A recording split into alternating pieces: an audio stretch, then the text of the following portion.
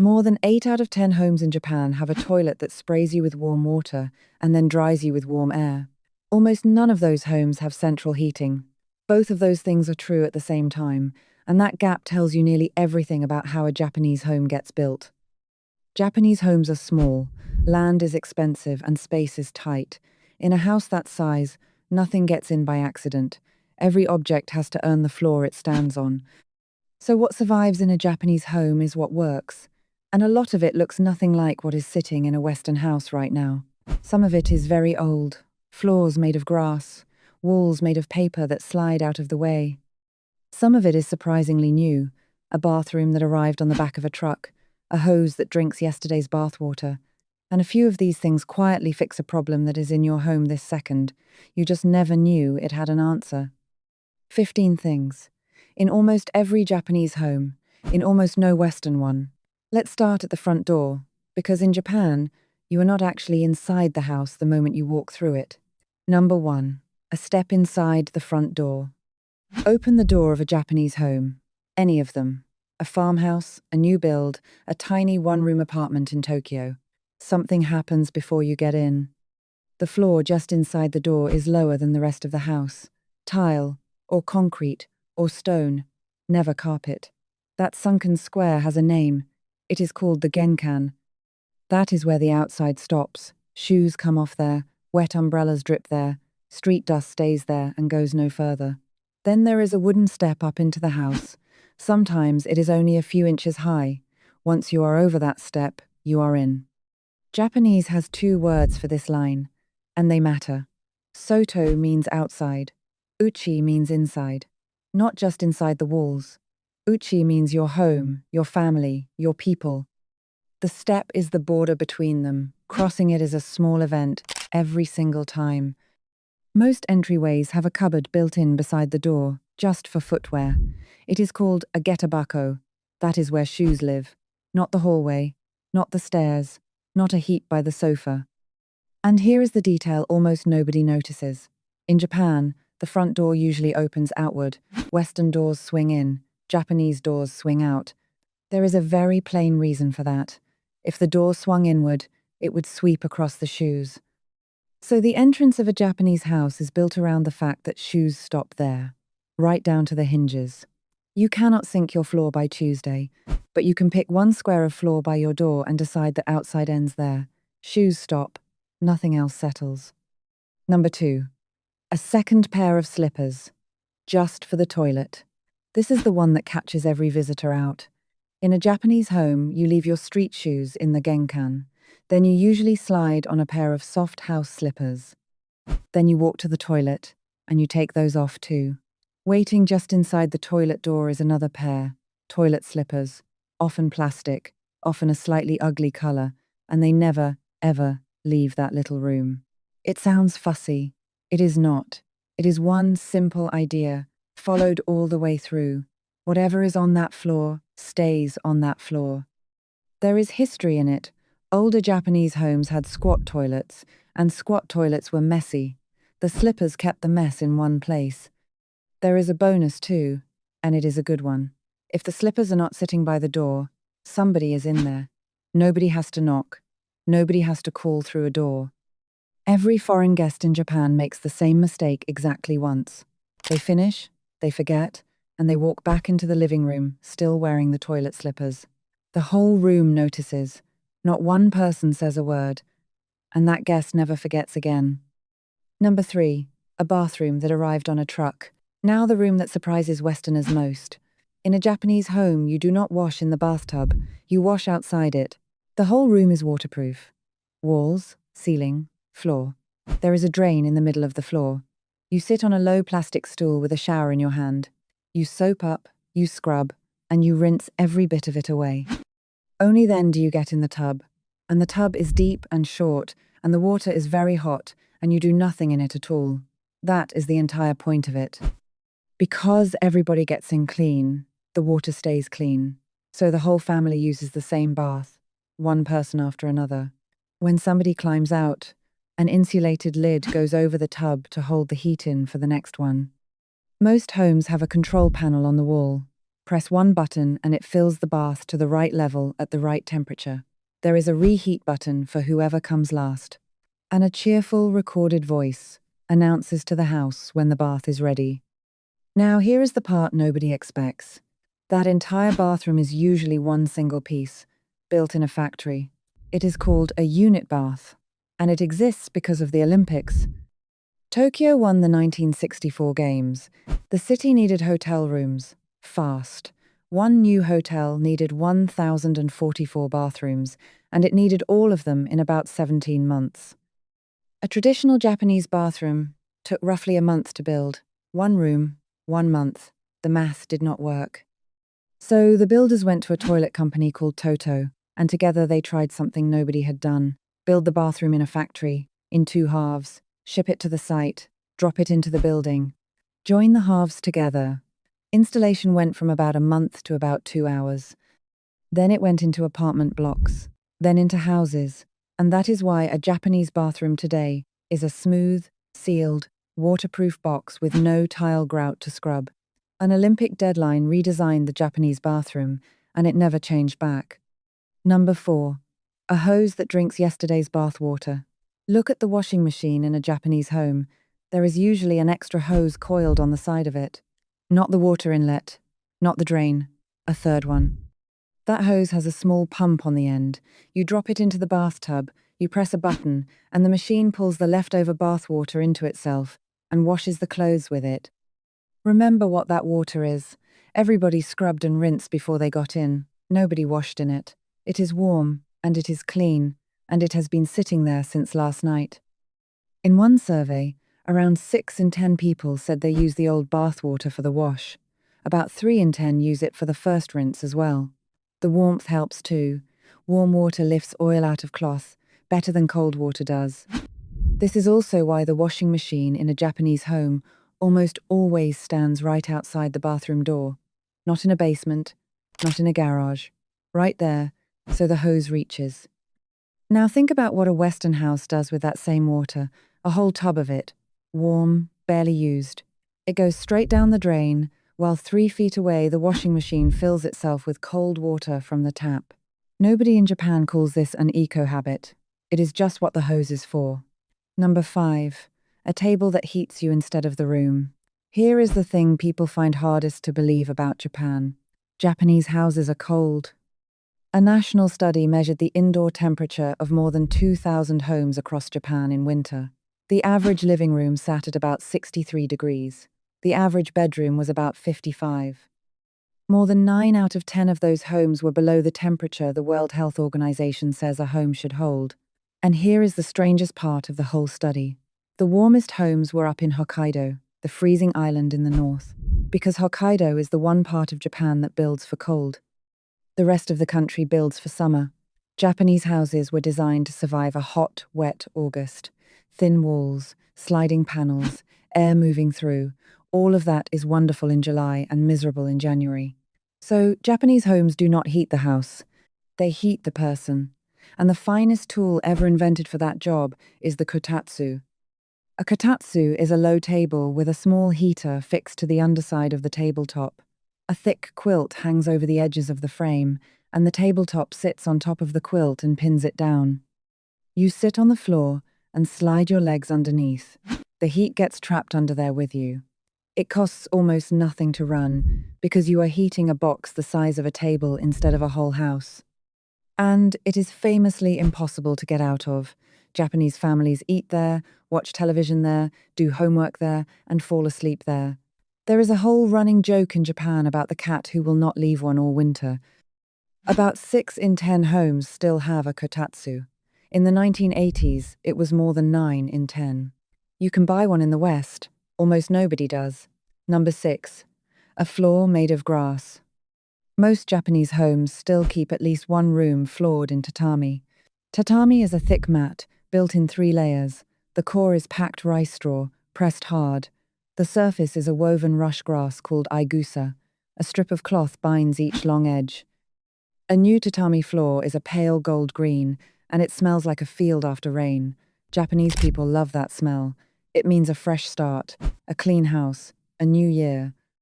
You never wear shoes on it. In a lot of homes, you do not wear slippers on it either. Socks or bare feet only. Now, here is the part that quietly rearranges how you think about a room. Japanese rooms are not measured in square feet. They are measured in mats. A room is a 6-mat room, or a 4.5-mat room, or an 8-mat room. Say that number to a Japanese person, and they see the room instantly. They know how many people can sleep in it, what size table fits, roughly what it costs to rent. The unit of measurement is the same size as the thing you are standing on. The floor tells you the size of the room. A room like this has its own name, a washitsu, which just means a Japanese-style room. In a modern Tokyo apartment, it might not be a whole room at all. It might be one raised corner with 2 mats in it, because that is all the space anybody could spare. And it is still there. Number 7. Walls that slide. In a Western house, the walls are wherever the builder put them, and that is the end of the conversation. In a Japanese house, some of the walls move. They are light wooden frames covered in paper, running in grooves cut into the floor and the ceiling. There are 2 kinds. The solid ones, often with a pattern or a painting across them, are called fusuma. Those sit between rooms. You cannot see through them. The white ones you can see light through are called shoji. Those face the window or the garden. Sunlight hits the paper and comes through as a soft, even glow, with no glare and no hard shadow. It is the best light in the house, and it is free. Slide them closed, and one room becomes 2. Slide them open, and it is one big room again. And if you need the whole floor, you lift the panels straight out of the grooves and carry them away. That is how one old Japanese house could hold a funeral on Saturday and a birthday dinner on Sunday. The house did not have a funeral room. It had walls that moved. Compare that to a Western home. When a Western family needs a bigger space, there are 2 options, a sledgehammer and a permit, or a bigger house. The Japanese answer was to stop treating a wall as permanent. Number 8. A bedroom that folds away. Walk into a Japanese bedroom at 2 in the afternoon, and you may not find a bed anywhere. Many people sleep on a futon, not the Western sofa bed that borrowed the word. A real futon is a padded mattress that gets laid straight onto the floor at night, with a quilt over the top. In the morning, it gets folded up and put away. And where it goes is the clever part. Japanese homes have a closet built for exactly this job. It is called an oshier. It is unusually deep, about as deep as a folded futon, with one big shelf across the middle, bedding on one level, everything else on the other. So the room where the family slept is the room where they eat lunch. The floor comes back every single morning. Now think about what a Western bed does. It sits in the middle of a room all day, every day, holding that floor hostage. You cannot put anything else there. You cannot do anything else there. The room has one job, and it does that job for 8 hours out of 24. A Japanese bedroom does 2 jobs, and the changeover takes about a minute. That is what a small house teaches a family. If a room can only ever be one thing, you cannot afford it. Number 9. A toilet in a room of its own. By now, you have heard about Japanese toilets. They have earned it. The seat is heated, which in a house that cold in January is not a luxury at all. There is a control panel on the side or the wall. It sprays warm water. It dries you with warm air. Many of them pull the smell out of the room while you sit there. The company is TOTO. The product is called the washlet. It went into Japanese homes in 1980.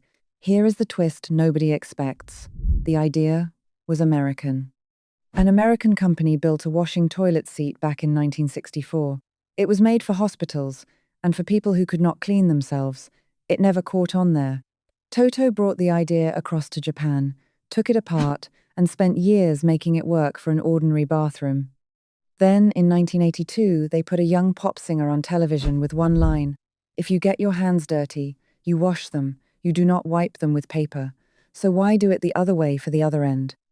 Japan laughed at that advert. Then Japan went out and bought them. Today, more than 8 out of 10 households have one. One more thing about that room, and this one costs nothing at all. In most Japanese homes, the toilet sits in its own tiny room. Just the toilet. The bath and the sink are somewhere else entirely. So one person can be showering while another one is in there. On a weekday morning, in a small home, with a family trying to leave at the same time, that one little wall is worth more than any button on the seat. And there is often a last trick hiding in there. Look at the top of the toilet tank. In a lot of Japanese homes, there is a small basin set into it, with a little tap curving over the top. Flush and clean water runs out of that tap. You wash your hands under it, and the water drains down into the tank and waits there. The next flush uses it. Same water, two jobs. TOTO was building those back in the 1960s. If little ideas like that make your own housework a bit better, subscribe. There is a new set every week. Number 10. A drawer of fire under the stove. Pull open the narrow drawer under a Japanese cooktop. It is not for storing pans. It is a grill. A small, fierce one, built for fish. It gets far hotter than most home ovens will ever manage, and it gets there in about a minute. A piece of salmon goes in and comes out crisp on the skin and soft in the middle. Most Japanese kitchens have no big built-in oven.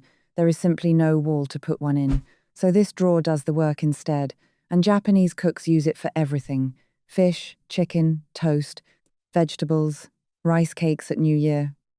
It has exactly one flaw, and every Japanese person will name the same one without hesitating. Cleaning it is miserable. The fish oil drips into a tray under the flame, and if you leave that tray a few days, the whole kitchen finds out. Still, look at the trade. A Western kitchen hands over a huge cube of floor and wall space to an oven that gets opened, twice a week? A Japanese kitchen hands over one drawer and gets perfectly grilled fish in 4 minutes on an ordinary Tuesday. Small kitchens do not make people cook less. They make people choose better. Number 11. A machine one woman spent 5 years getting right. Nearly every Japanese home has a rice cooker, not a pot on the stove. A separate machine that does one job and does it perfectly. You rinse the rice, add water up to the line, and press one button. That is all of it. The machine handles the heat, it knows when to stop, and then it keeps the rice warm for hours. Almost everyone has a timer. You set it before bed. You wake up to hot rice. Now, that machine sounds obvious. It was not obvious. It was brutally hard, and the person who cracked it has been mostly forgotten. In the 1950s, an engineer named Yoshitada Minami was asked to build an automatic rice cooker. Rice is unforgiving. A little too much heat, or a minute too long, and it is ruined. And a Japanese family ate it 3 times a day. His wife, Fumiko Minami, took the problem into her own kitchen and stayed there for 5 years. She cooked rice over and over. She changed the water, changed the temperature, changed the timing, and wrote down what happened every time. She tested the prototypes up on the roof. She tested them in the cold by the bathroom. She tested one inside a kotatsu, and she found the answer. You do not need to keep adjusting the heat at all. Hold it steady, cut the power at boiling, and the rice steams itself in about 20 minutes. Her husband built that into a machine with 2 pots and a switch that shuts off when the water hits boiling point. Toshiba put it on sale in 1955. Within about 15 years, more than 9 in 10 Japanese homes had one. That machine handed hours back to Japanese women, who were the ones standing over that stove, and it came out of one woman's kitchen, 5 years deep, in wet rice and notebooks. In the West, a rice cooker is a gadget somebody got as a wedding present. In Japan, it is the middle of the kitchen. Number 12. A pole on the balcony, instead of a dryer. Look up at an apartment building in Japan on a sunny morning. Every single balcony is full. Shirts, sheets, school uniforms, all hanging off one long pole. The pole is standard. The balcony is built with fixed hooks to hold it. Now, the story you usually hear is that Japanese homes have no dryers. That is not quite true anymore. Around half of households now own a dryer of some kind, usually a washing machine that dries as well. They just do not use it. In one survey on laundry habits, 7 in 10 people said they dry their clothes outside. Fewer than 1 in 10 said they use the dryer. Some of that is the price of electricity, some of it is space, but a lot of it is plain preference. They like what the sun does to cloth, and no machine can copy it. On a good day, you will see something else out on those railings. Futons, folded over the edge, warming in the sun for a couple of hours. The heat drives the damp out of the padding, and the bedding comes back in, smelling of outside. Some people give them a beating with a plastic bat while they hang there. Newer homes have a dryer built into the bathroom ceiling for the wet weeks, and Japan has a proper rainy season that runs for about a month. Even then, if the sun is out, the pole goes first. Number 13. Bins where you have one. In most Western kitchens, there is one trash can. Everything goes in it, and it goes out on one day. In a Japanese kitchen, there are several, and the sorting is not a friendly suggestion. Food waste in one, plastic bottles in another, cans, glass, paper, and anything that will not burn, all kept apart. Each type has its own collection day, its own bag, and often its own hour of the morning. Miss it, and that bag lives in your kitchen for another week. The bottles get rinsed first. The cap comes off and goes in a different pile. The label peels off and goes in a third. And the rules change from town to town. Japan has more than 1,700 local governments, and each one writes its own list. Move house, and you learn a new one. One small town takes this further than anywhere on Earth. Kamikatsu has about 1,500 people living in it. There are no garbage trucks at all. Everybody carries their own waste to one central building and sorts it themselves into 45 different bins. Around 8 in 10 of that town's waste now gets recycled. The Japanese national average is closer to 2 in 10. Underneath all of it sits one Japanese word, motenai. It means a real sadness at waste. Not guilt, and not a rule. Closer to the feeling you get watching something still useful being thrown away. Number 14. A small shrine in the living room. In a lot of Japanese homes, there is a wooden cabinet standing against the wall of the main room. Closed. It just looks like furniture. Open the doors and the inside is gold. Small panels, a figure, candles, a holder for incense, and photographs of family members who have died. It is called a butsudan, a Buddhist altar for the household. Somebody in the family looks after it, usually the same person every day. Fresh water in the morning, very often the first bowl of rice out of the cooker, before anybody else eats, a stick of incense, a small bell, rung once. And here is the thing to understand about it. Most of them are not praying to a god. They are saying good morning to their grandparents, telling them the news. A grandchild passed an exam. Somebody got married. It is a conversation, held daily, with people who are gone. About half of Japanese homes still keep one. In farming villages, it is closer to all of them. In city apartments, it is fewer every year because a butsudan is large and expensive, and a Tokyo apartment is neither. Some homes also keep a small shelf high up near the ceiling with a tiny Shinto shrine on it. That one has its own name, a kamidana. Now compare that. In a Western house, the dead live in a photo album in a cupboard, and it gets opened at Christmas. Number 15. A bag packed for the day, the ground moves. This is the one people remember. By the front door, or in the closet right beside it, a great many Japanese homes keep a backpack that is already packed. Water, food that keeps, a flashlight, a radio you wind by hand, a first aid kit, work gloves, a whistle, copies of the important documents, a plastic sheet, something warm. It is called a bosai bag. Bosai means disaster prevention. Japan sits right where 4 huge moving plates of the Earth's crust meet. Earthquakes, they are not an event, they are weather. So the government tells every household to keep at least 3 days of supplies at home. Shops sell the bags ready packed, sitting on an ordinary shelf next to ordinary things, the way a Western shop sells a picnic basket. In 2015, the city of Tokyo mailed a thick yellow survival handbook to every home in the city, 7.5 million of them. It shows you how to strap down your furniture, how to make a toilet with no plumbing, how to find your family when the phones stop working. There is a cartoon rhino on the cover. Nobody in Japan thought that was strange. Every household got one, and plenty of people still have theirs. That is the last of the 15, and it might say the most. A Japanese home is not just expected to hold your life, it is expected to keep you alive for 3 days with no help at all. So that is 15. Look back down the list and something jumps out. Almost none of them are decoration. The step at the door keeps the street out. The sliding walls turn one room into 2. The folded futon hands the floor back every morning. The pump takes water that was going down the drain anyway. The pole on the balcony does the work of a machine there is no room for. The bag by the door is for a day everybody hopes never comes. Every single one of them is an answer to a real problem. And here is the part that surprises people most. Half of this list is not ancient at all. The rice cooker is from 1955. The factory-built bathroom is from 1964. The washing toilet is from 1980. Your grandparents were already alive for all three of them. These are not old traditions kept for the sake of it. They are modern answers, invented recently, by people working with almost no space. Because that is what a small house does to a country. When the house is small, a problem cannot be shoved into the spare room. There is no spare room. So somebody has to actually solve it. The West had all the same problems. Wet shoes, cold rooms, water going to waste, too much stuff, and it solved nearly all of them the same way. It bought more square feet and put the problem in there. Be fair to Japan, though.